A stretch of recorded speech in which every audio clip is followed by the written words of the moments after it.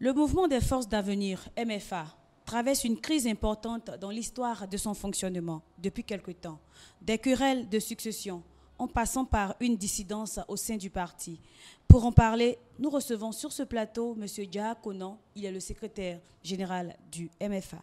Je vous invite à suivre cette interview. Chers amis internautes d'Ivoire TV, je vous dis bonjour. Vous avez découvert ici. Que vous avez découvert Ivoire TV. Ivoire TV. Bonjour M. Djaha Konan. Bonjour madame. Comment allez-vous? Je vais bien, merci beaucoup. Alors, comment va le MFA? Le MFA est en crise, c'est bien connu, mais les dirigeants que nous sommes, nous nous portons bien. Et nous pensons que le parti n'est pas mort et qu'il se portera très bien, très bientôt. Alors, selon certaines indiscrétions, vous n'êtes plus le secrétaire général du MFA parce que vous seriez dans une dissidence. Qu'avez-vous à dire?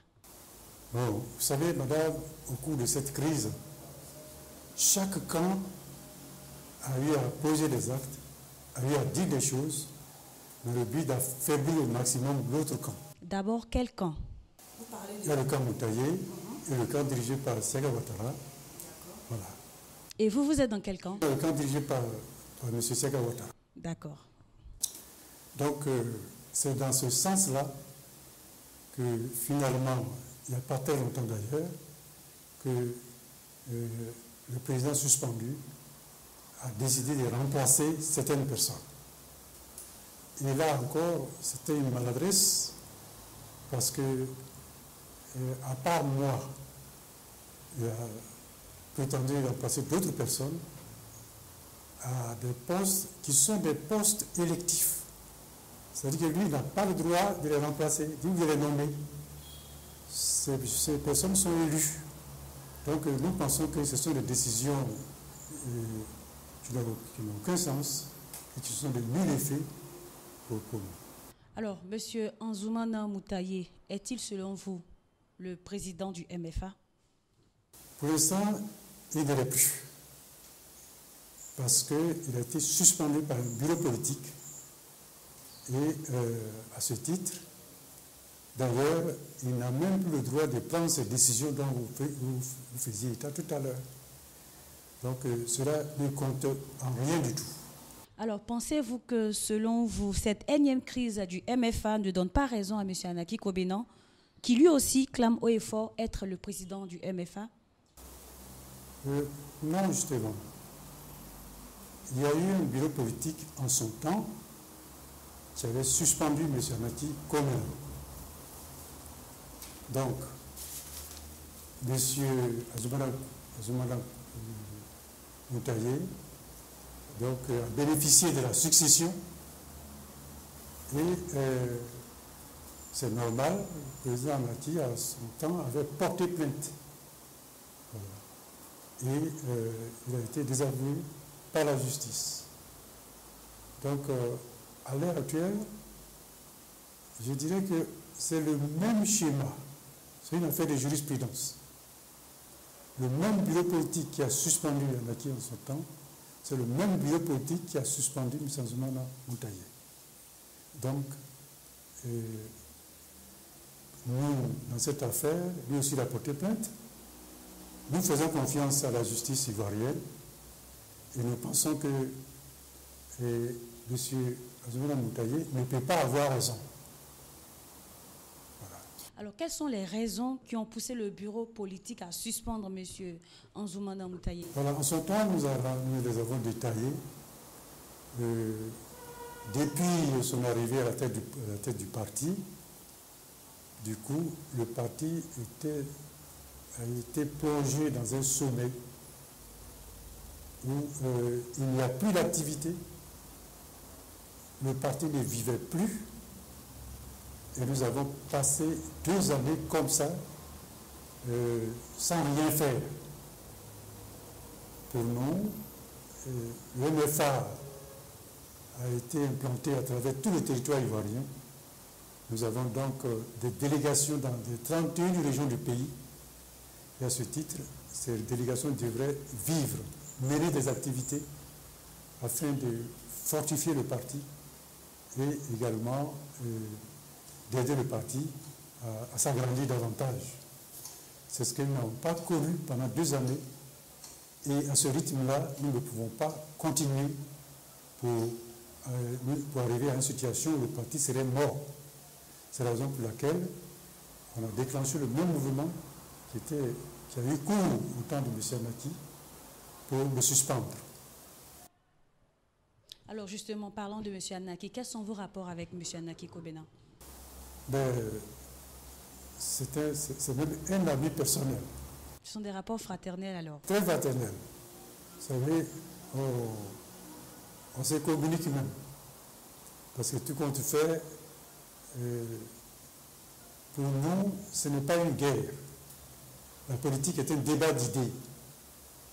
On ne peut pas en arriver au moins, encore moins à la haine. Je n'ai pas le temps sur ce plateau de dire un peu. Vous pouvez nous dire en quelques mots? Je vais dire que c'est une longue amitié qui nous unit au président Nachi. Et nous avons fait beaucoup de choses ensemble. Pour dire plus, on a passé des moments très difficiles à un endroit que, s'il m'entend, il se souvient très bien. Donc, il y a une forte amitié qui nous lie. Nous pouvons nous opposer sur le plan des idées, des opinions politiquement, mais nous ne sommes pas des ennemis. Alors, chers amis internautes d'Ivoire TV.net, je rappelle que nous sommes en interview, oui, avec le secrétaire général du MFA, M. Djaha Konan. Alors, M. Djaha Konan, dites-nous, on va parler du siège du parti. Où se trouve le siège du parti MFA? Le siège du parti a toujours été ici, à cet endroit, 8e tranche, en grès. Il était équipé, tous les locaux étaient équipés. Et lorsque la crise a déclenché, il est évident que, vu qu'elle était profonde,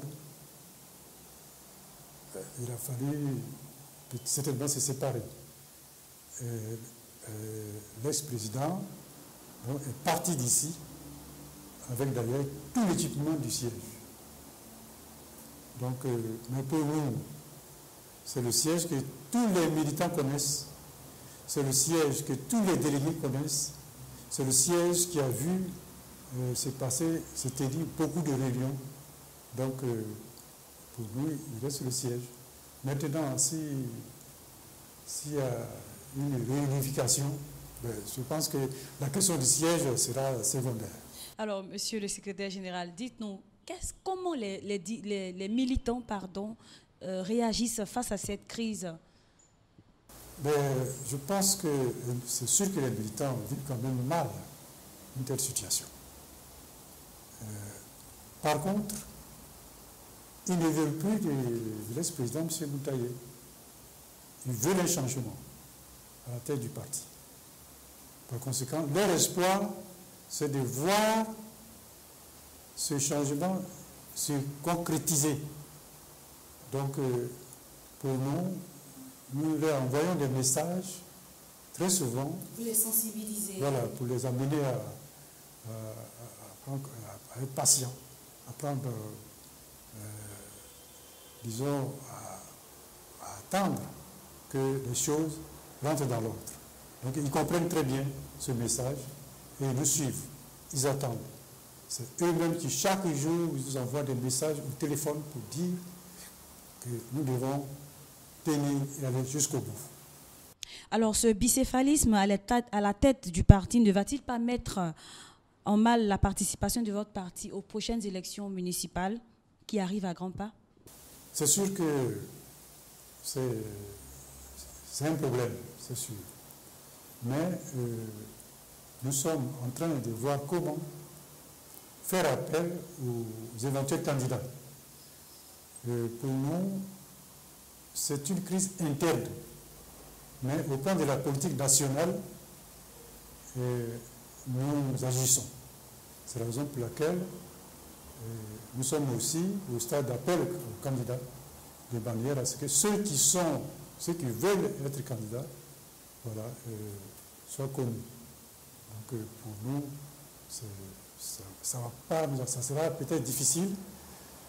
Et c'est sûr que d'ici là, on aura trouvé la solution de réunification.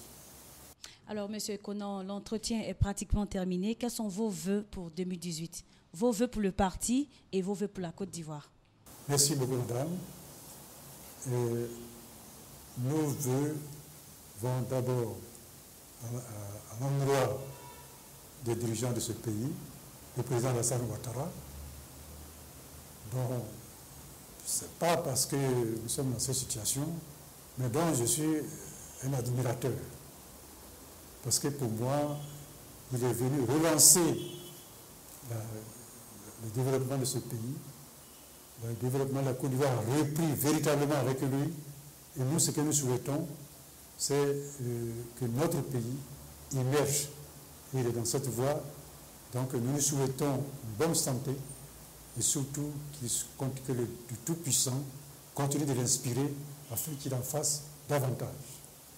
Et nous remercions également le président Bédier qui a été toujours notre conseiller.